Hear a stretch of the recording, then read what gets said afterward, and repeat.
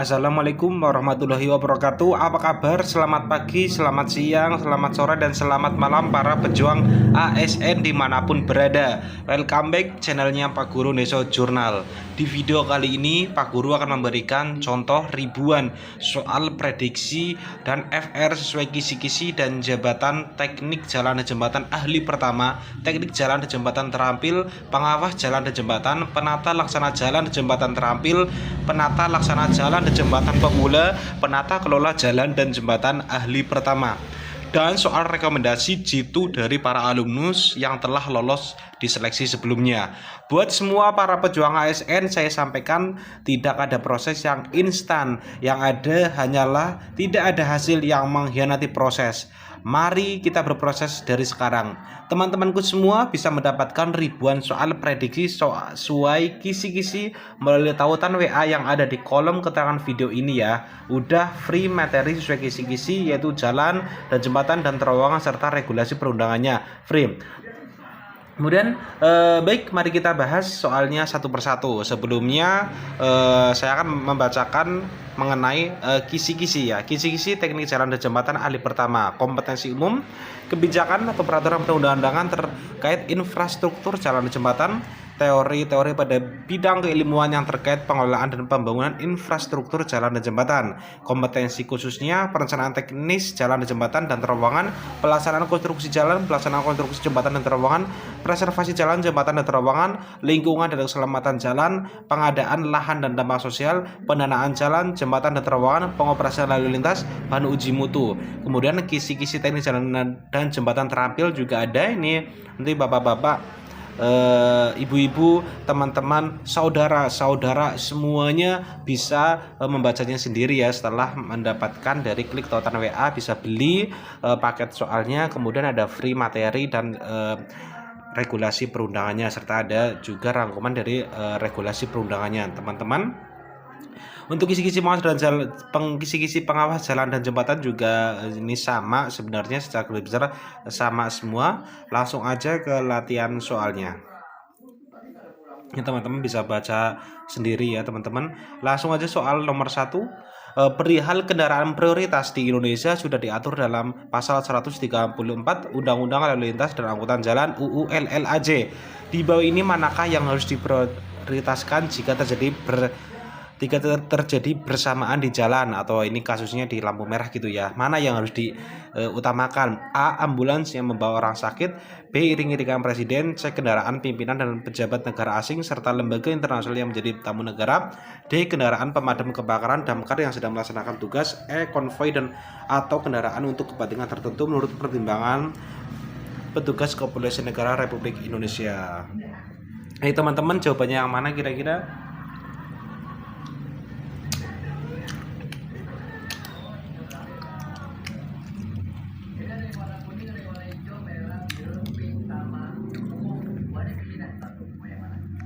Jawabannya adalah D.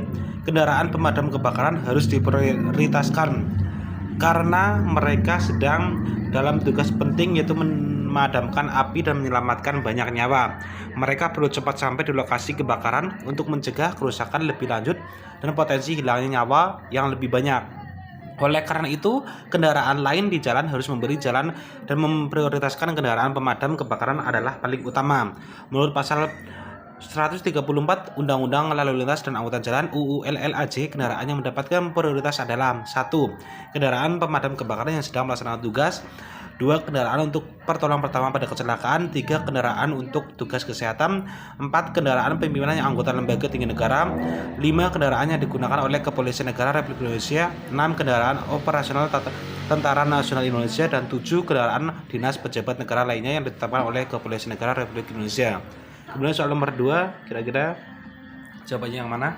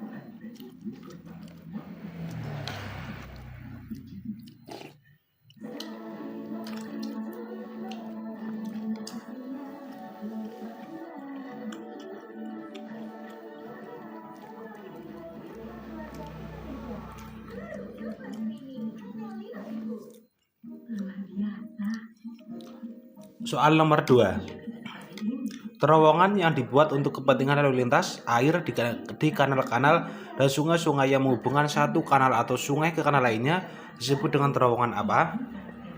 A. Terowongan navigasi. B. Terowongan pejalan kaki. C. Terowongan jalan raya.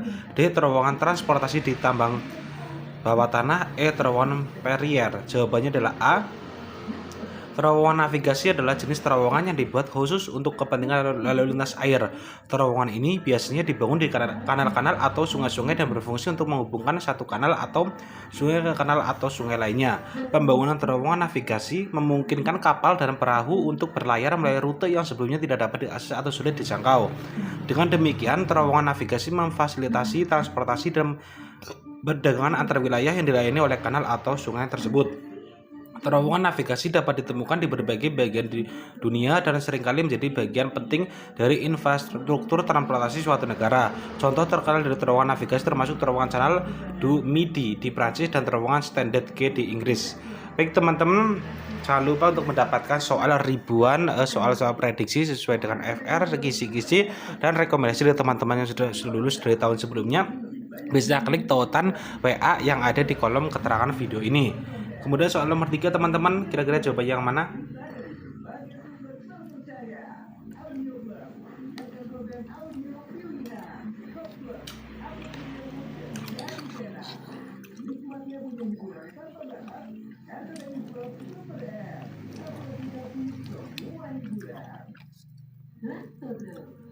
Satu-satunya susu dengan LDL diperkaya omega 3 dukung akal cerdas dan tubuh aktif. Lactogro, hal luar biasa si kecil berawal dari dalam.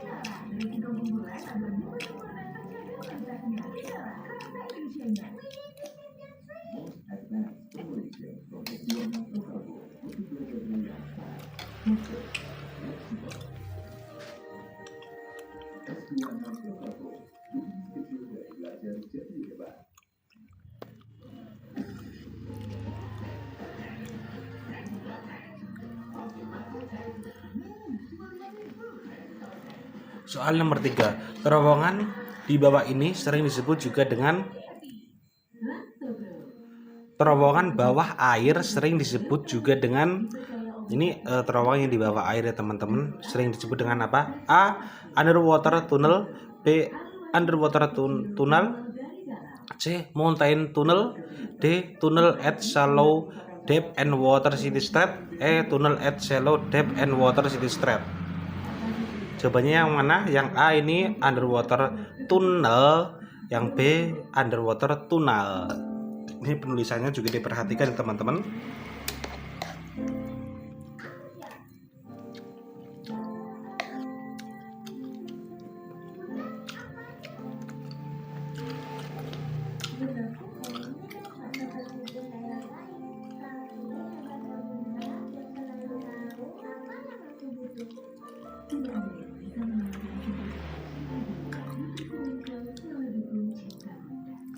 Soal nomor 3 jawabannya adalah A.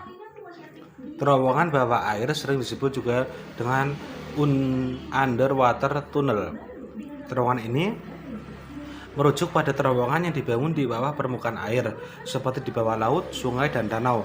Terowongan ini memungkinkan transportasi dan komunikasi antara dua wilayah yang terpisah oleh air. Contoh terkenal dari underwater tunnel termasuk terowongan channel yang menghubungkan Inggris dan Prancis di bawah Selat Dover, serta terowongan Seikan di Jepang yang menghubungkan Pulau Honshu dan Hokkaido. Terowongan bawah air ini merupakan prestasi teknik yang luar biasa dan memainkan peran penting dalam memfasilitasi perjalanan dan perdagangan antar wilayah. Soal nomor 4. Metode pembuatan terowongan yang dibuat dengan cara menggali sebuah trench pada tanah, kemudian di dinding dan atap terowongan dikonstruksikan di dalam galian. Sesudah itu galian ditimbun kembali dan seluruh struktur berada di bawah timbunan tanah. Disebut juga dengan metode A. Underwater tunnel, B. Extended load, C. Rock tunnel, D. Soft ground tunnel, E. Cut and cover tunnel.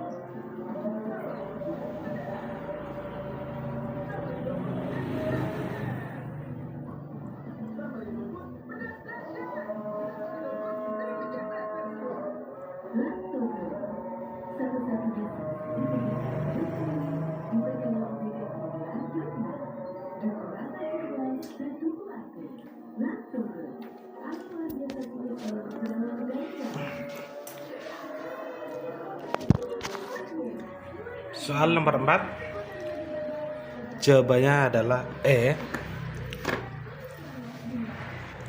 Metode pembuatan terowongan yang dibuat dengan cara menggali sebuah galian pada tanah, kemudian dinding dan atap terowongan dikonstruksikan di dalam galian, dan selanjutnya galian ditimbun kembali sehingga seluruh struktur terowongan berada di bawah timbunan tanah. Disebut juga dengan metode cut and cover tunnel atau terowongan cut dan cover. Metode cut and cover tunnel adalah salah satu metode konstruksi terowongan yang relatif sederhana. Pada metode ini, sebuah galian dangkal digali di tanah, kemudian dinding dan atap terowongan dibangun di dalam galian tersebut. Setelah itu, galian ditimbun kembali dengan tanah sehingga seluruh struktur terowongan berada di bawah timbunan tanah. Metode ini biasanya digunakan untuk terowongan dengan kedalaman dangkal dan di area yang tidak terlalu padat. Metode cut and cover tunnel dapat diterapkan untuk berbagai jenis terowongan seperti terowongan jalan raya, terowongan kereta api, atau terowongan bawah air. Salah satu keuntungan metode cut and cover tunnel adalah kemudahan dalam konstruksi dan pengaturan ruang di dalam terowongan.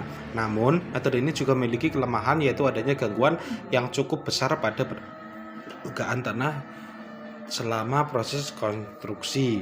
Nomor 5. Desain penggalian terowongan dan sistem pendukung untuk pembangunan terowongan dapat menimbulkan masalah yang beragam, sehingga perlu mempertimbangkan banyak faktor untuk memilih tipe skema penggalian yang paling tepat. Beberapa faktor yang perlu dipertimbangkan adalah kecuali A. Deformasi yang diizinkan, B. Mesin yang tersedia untuk melakukan pekerjaan, C. Jenis elemen pendukung yang akan digunakan, D. Ukuran terowongan dan geometri yang direncanakan, E. Berat jenis tanah timbunan pada daerah rencana terowongan. Oke teman-teman, soal nomor 5 jawabannya yang mana kira-kira?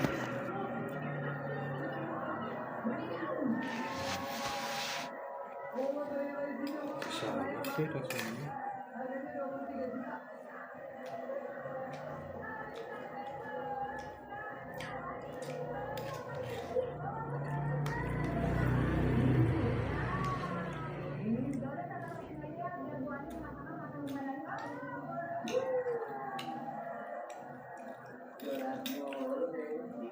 Siap, masih ada 5 warna. Warna merah ganti warna.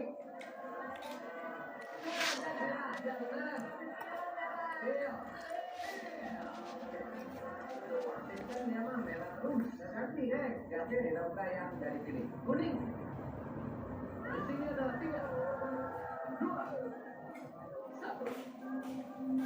Tirai dulu, tirai dua. Mau merah atau tirai?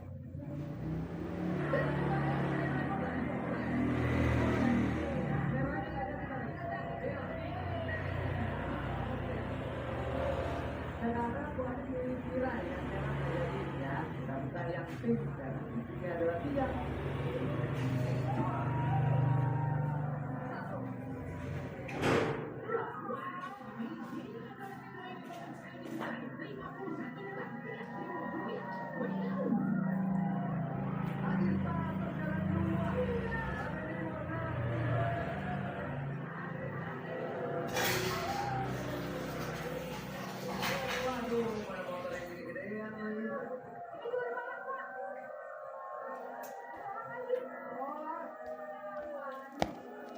Dua kali.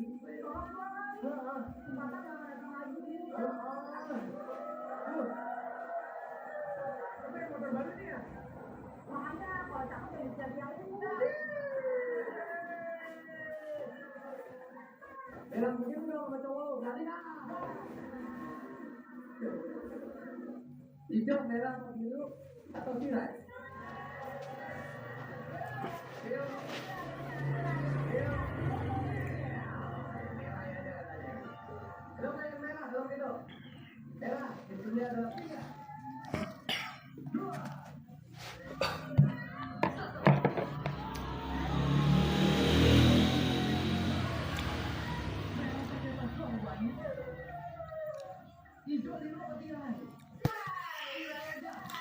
Soal nomor 5, jawabannya adalah E. Faktor yang perlu dipertimbangkan dalam memilih tipe skema penggalian yang paling tepat untuk pembangunan terowongan adalah sebagai berikut. A. Deformasi yang diizinkan merupakan batasan deformasi yang dapat diterima pada struktur dan lingkungan sekitar terowongan selama proses konstruksi dan operasi. B. Mesin yang tersedia untuk melakukan pekerjaan menuntut jenis dan ukuran mesin yang dapat digunakan untuk melakukan penggalian dan pekerjaan pendukung terowongan. C. Jenis elemen pendukung yang akan digunakan, memilih jenis elemen pendukung seperti dinding, penahan, strut, atau sistem penyangga lainnya yang sesuai dengan kondisi tanah dan kebutuhan struktur terowongan. D. Ukuran terowongan dan geometri yang direncanakan merupakan faktor penting dalam menentukan dimensi dan bentuk terowongan yang sesuai dengan kebutuhan proyek, termasuk lebar, tinggi, dan kelonggaran terowongan. E. Berat jenis tanah timbunan pada daerah rencana terowongan. Faktor ini tidak relevan dalam mempertimbangkan tipe skema penggalian terowongan. Berarti jenis tanah timbunan dapat mempengaruhi stabilitas dan kekuatan struktur terowongan, namun bukan merupakan faktor yang dipertimbangkan dalam memilih skema penggalian. Jawabannya adalah E. Teman-teman jangan lupa untuk mendapatkan ribuan soal prediksi, soal jitu, sesuai FR, kisi-kisi, dan rekomendasi teman-teman yang sudah lulus seleksi sebelumnya. Klik tautan WA yang ada di kolom keterangan video ini. Soal nomor 6 teman-teman, pengertian alinyemen vertikal artinya A. Perpotongan bidang vertikal dengan bidang perkerasan jalan melalui sumbu jalan untuk jalan 5 jalur 5 arah atau melalui tepi dalam masing-masing perkerasan untuk jalan dengan median atau disebut penampang memanjang jalan terdiri landai dan lengkung. B. Perpotongan bidang vertikal dengan bidang perkerasan jalan melalui sumbu jalan untuk jalan 2 lajur 2 arah atau melalui tepi dalam masing-masing perkerasan untuk jalan dengan median atau disebut penampang memanjang jalan terdiri landai dan lengkung. C. perpotongan bidang vertikal dengan bidang perkerasan jalan melalui sumbu jalan untuk jalan 3 lajur 3 arah atau melalui tepi dalam masing-masing perkerasan untuk jalan dengan median atau disebut penampang memanjang jalan terdiri landai dan lengkung. Nomor 4 atau D. Perpotongan bidang vertikal dengan bidang perkerasan jalan melalui sumbu jalan untuk jalan 4 lajur 4 arah atau melalui tepi dalam masing-masing perkerasan untuk jalan dengan median atau disebut penampang memanjang jalan terdiri landai dan lengkung. E. Perpotongan bidang vertikal dengan bidang perkerasan jalan melalui sumbu jalan untuk jalan 1 lajur 1 arah atau melalui tepi dalam masing-masing perkerasan untuk jalan dengan median atau disebut penampang memanjang jalan terdiri landai dan lengkung. Jawabannya adalah B. Pengertian alinyemen vertikal adalah perpotongan bidang vertikal dengan bidang perkerasan jalan melalui sumbu jalan untuk jalan 2 lajur 2 arah atau melalui tepi dalam masing-masing perkerasan untuk jalan dengan median. Alinyemen vertikal juga dikenal sebagai penampang memanjang jalan yang terdiri dari bagian landai dengan bagian lengkung.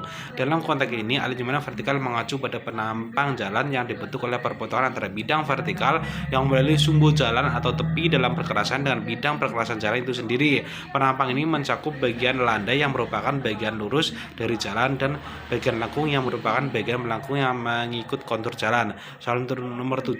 Gaya rem harus diambil yang terbesar dari A. 5% dari berat ganar truk desain, B. 25% dari berat ganar truk desain, C. 20% dari berat ganar truk desain, D. 10% dari berat ganar truk desain, E. 15% dari berat ganar truk desain. Jawabannya adalah B.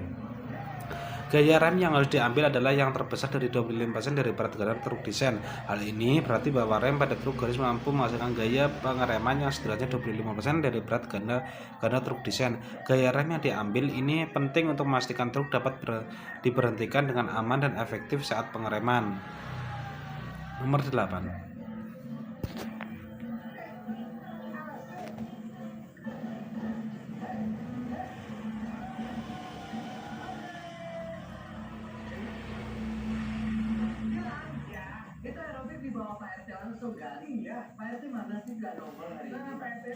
Nomor 8. Sifat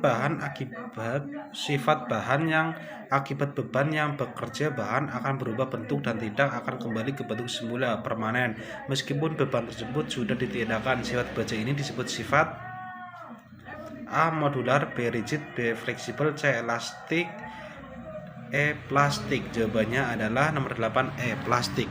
Sifat baja yang mengakibatkan bahan tersebut berubah bentuk secara permanen meskipun beban sudah ditiadakan disebut sifat plastik.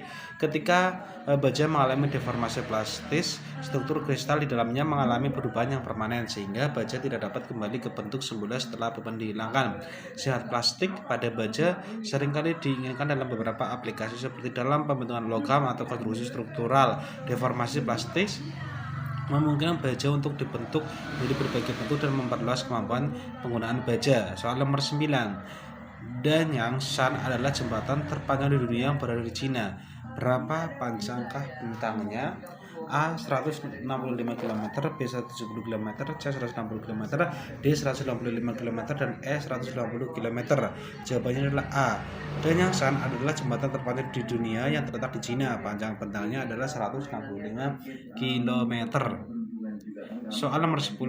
Syarat profil jalan rel yang baik kecuali momen pertahannya harus cukup besar untuk menahan tegangan lentur akibat tekanan roda sehingga irisnya berbentuk I.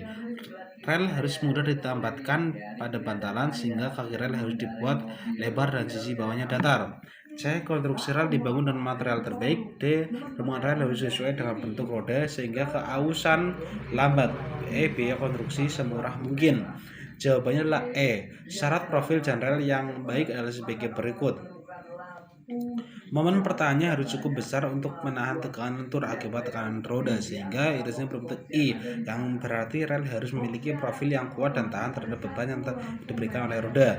B. Rel harus mudah ditambahkan pada bantalan sehingga kaki rel harus dibuat lebar dan sisi bawahnya datar untuk memudahkan pemasangan dan stabilitas rel.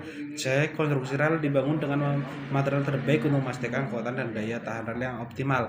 D. Permukaan rel harus sesuai dengan bentuk roda sehingga terjadi keausan yang lambat dan mengurangi gesekan antara roda dan rel. Namun, biaya konstruksi yang semurah mungkin bukanlah salah satu syarat profil jalan rel yang baik. Kualitas dan keamanannya jalan rel harus menjadi prioritas utama dalam pembangunan rel yang baik. Nomor 11. Jalur jalan tol layang terpanjang di Indonesia adalah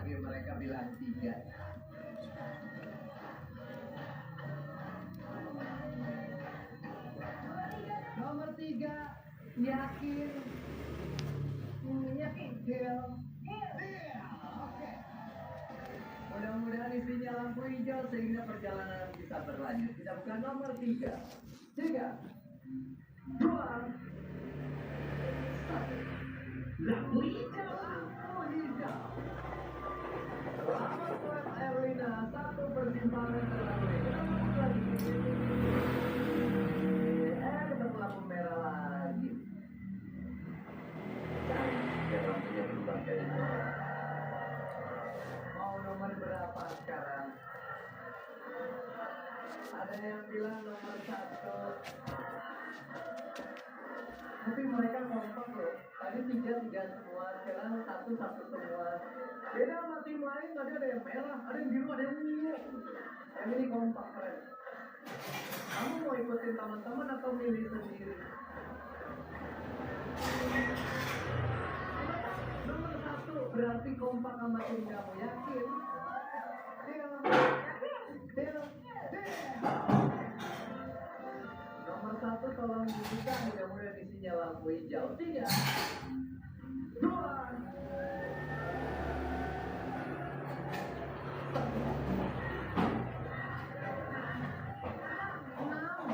Ya.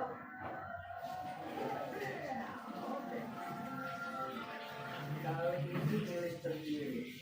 Satu tim bilang 2, satu tim pilih 6. Oke. Cuma kalau salah tanggung jawabnya dia gede. Karena milih sendiri. Mau lanjut saya buka atau kita mau ke forum, saya kasih duit 10 juta. Kenapa sih dapat 2 tahun cuma dapat 10 juta? Siapa? Katanya itu banyak, lebih sama.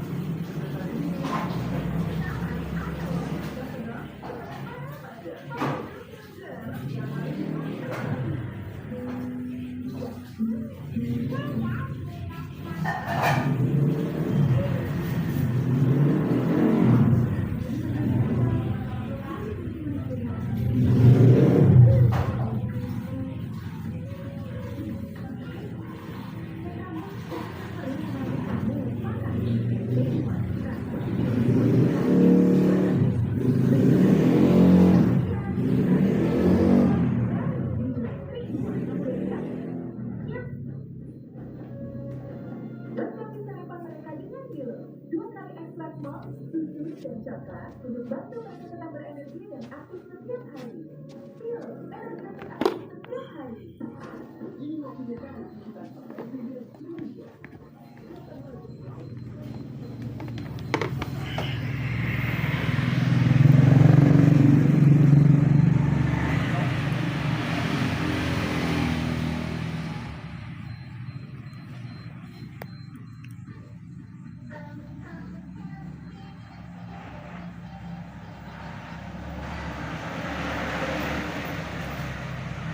Soal nomor 13. Nilai maksimum inventarisasi kerusakan jembatan adalah A 0 sampai 6, B 0 strip 5, C 0,3, D 0 sampai 7, E 0 sampai 4. Jawabannya adalah B. Nilai maksimum inventarisasi kerusakan jembatan adalah 0 sampai 5. Pada inventarisasi kerusakan jembatan biasanya digunakan skala penilaian yang mengkategorikan tingkat kerusakan dari 0 hingga 5. Angka 0 menunjukkan bahwa jembatan dalam kondisi baik tanpa kerusakan, sedangkan angka 5 menunjukkan kerusakan yang parah atau bahkan kehancuran total. Dengan menggunakan skala 0 sampai 5, penilaian inventarisasi kerusakan jembatan dapat memberikan informasi yang berguna dalam menentukan tindakan perbaikan yang diperlukan untuk menjaga keamanan dan keberlanjutan jembatan. Soal nomor 14. Deformasi struktur jembatan diakibatkan oleh regim pergerakan angin disebut A. Aerostruktur, B. Aerodinamis, C. Aerofutur, D. Aerostatik, E. Aeroelastik. Jawabannya adalah E. Deformasi struktur jembatan yang disebabkan oleh regime pergerakan angin disebut aeroelastik. Aeroelastik adalah studi tentang respons dinamis struktur terhadap beban aerodinamis, termasuk deformasi yang terjadi akibat gaya-gaya angin yang bekerja pada struktur. Ketika angin mengalir melalui jembatan, tekanan dan gaya angin dapat menyebabkan getaran dan deformasi pada struktur jembatan. Fenomena ini harus diperhitungkan dalam desain dan analisis struktur jembatan untuk memastikan keamanan dan kendalian jembatan terhadap beban angin. Soal nomor 15. Gradasi agregat menentukan besarnya rongga atau pori yang mungkin terjadi dalam agregat campuran. Agregat campuran yang terdiri dari agregat berukuran sama akan berongga atau berpori banyak karena tidak terdapat agregat berukuran kecil yang dapat mengisi rongga antar butiran. Sebaliknya, bila gabungan agregat terdistribusi dari agregat yang kecil sampai besar secara merata, maka rongga yang terbentuk oleh susunan agregat akan kecil. Di atas merupakan pernyataan dari A. Sukirman, B. Kemenpu PUPR, C. ASHTO, D. Binarmega, dan E. Sudirman. Soal nomor 15 jawabannya A, cukup jelas ya. Kemudian soal nomor 16. Uji kepadatan tanah, kadar kelembaban, kohesi, sudut geser dalam terkait dengan beban berdiri jembatan. A. Akibat dari dukun tanah, B. Akibat kekerasan tanah, C. Akibat daya tekan tanah, D. Akibat porositas tanah, dan E. Akibat tekanan tanah. Jawabannya adalah E. Uji kepadatan tanah, kadar kelembaban, dan kohesi sudut geser dalam terkait dengan beban tekanan tanah pada jembatan. Jembatan harus dirancang untuk menahan beban tekanan dari tanah di sekitarnya. Uji kepadatan tanah, kadar kelembaban, dan kohesi sudut geser digunakan untuk memahami karakteristik dan sifat mekanik tanah di sekitar jembatan. Informasi ini penting untuk merancang struktur jembatan yang dapat menahan tekanan dan beban dari tanah yang ada di sekitarnya. Soal nomor 17. Sebuah truk dengan muatan penuh melaju dengan kecepatan 120 km per jam. Berapakah desain kelandaian maksimum jalan? A. 4%, B 6%, C 5%, D 7%, E 3%. Teman-teman jangan lupa untuk mendapatkan soal ribuan, 2000-an, pokoknya ribuan soal prediksi sesuai dengan kisi-kisi, sesuai dengan rekomendasi teman-teman yang sudah lulus, dan free materi serta regulasi perundangan mengenai jalan dan jembatan. Teman-teman bisa mengklik tautan WA yang ada di kolom keterangan video ini. Nanti akan dijawab dengan fast respon. Teman-teman, nomor 17 jawabannya yang mana? Jawabannya adalah E. Untuk mengetahui mengapa jawabannya adalah E, 3% kita perlu memahami rumus desain kelandaian maksimum jalan yang telah disebutkan sebelumnya. Dalam rumus ini kita dapat melihat bahwa desain kelandaian maksimum jalan berbanding terbalik dengan kuadrat kecepatan truk. Artinya semakin besar kecepatan truk, maka desain kelandaian maksimum jalan akan semakin kecil. Dalam rumus ini kecepatan truk adalah 120 km per jam yang merupakan kecepatan yang cukup tinggi. Oleh karena itu desain kelandaian maksimum jalan yang dapat dilalui oleh truk dengan kecepatan tinggi ini akan cenderung rendah, yaitu 3%. Soal nomor 18 teman-teman jangan lupa untuk mendapatkan soal ini ribuan soal prediksi tentang jalan dan jembatan, pengawas jalan dan jembatan ahli pertama, teknik jalan dan jembatan. Teman-teman bisa mendapatkan dengan cara klik tautan WA yang ada di kolom keterangan video ini. Nanti teman-teman bisa membelinya dan free materi dan regulasi perundangannya. Teman-teman dapat membelinya, kemudian free materi dan regulasi perundangannya. Kenapa harus sekarang? Karena kita harus mempersiapkan jauh-jauh hari, apalagi SKB ini prosentasenya lebih tinggi ya untuk seleksi CPNS, dan untuk D3K tentunya kita harus mendapatkan nilai yang terbaik dari teman-teman kita. Soal nomor 18 jawabannya adalah C. Dalam konteks daya tahan agregat bahan aspal terdapat berbagai faktor seperti perubahan suhu, panas matahari, hujan, dan kelembaban. Faktor yang tidak termasuk dalam daya tahan agregat terhadap proses kimia adalah siraman air keras. Jawaban C. Penjelasan yang tepat adalah bahwa agregat bahan aspal umumnya terdapat perubahan suhu, panas matahari, hujan, dan kelembaban karena sifat-sifatnya yang dapat mengatasi pengaruh dari faktor-faktor tersebut. Namun siraman air keras dapat merusak agregat pada aspal secara kimia, misalnya dengan mengikis atau mengubah struktur kimia dari agregat tersebut. Oleh karena itu, siraman air keras tidak termasuk dalam daya tahan agregat bahan aspal terhadap proses kimia.